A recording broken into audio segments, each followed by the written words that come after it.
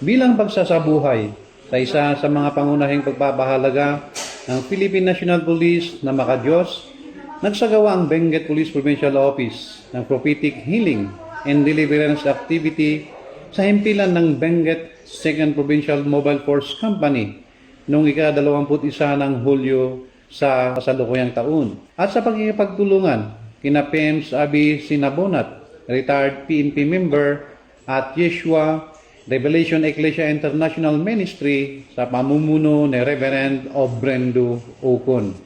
Dinaluhan ang programa ng mga pulis mula sa provincial headquarters, mga municipal police stations at provincial mobile force companies ng Benguet Police Provincial Office. Pinangunahan ni Police Lieutenant Colonel Nicomedes E. Olarte III, ang Chief ng Police Community Affairs and Development Unit o ang PICADO, ang naturang aktibidad sa pamumuno naman ng aming Provincial Director na si Police Colonel Eunicio D. Bunoy. Isinagawa ang aktibidad bilang bahagi ng pagdiriwang ng ika-31 Police Community Relations Month na naglalayong pangalagaan ang spiritual na kapakanan ng mga kawani ng Benguet Police Provincial Office sa pamamagitan ng pagbibigay ng pagkakataon para sa kagalingan, pagpapanumbalik at personal na pagbabago.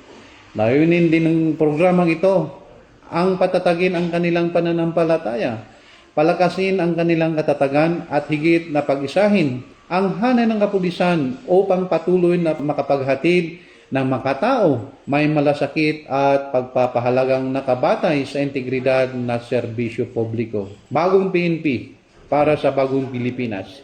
Serbisyong mabilis, tapat at nararamdaman. Mula dito sa La Trinidad, Benguet, ako po si Police Major Edwin Sergio, ang PIO ng Benguet Police Provincial Office. Alagad ng batas, tagataguyod ng Balitang Pulis.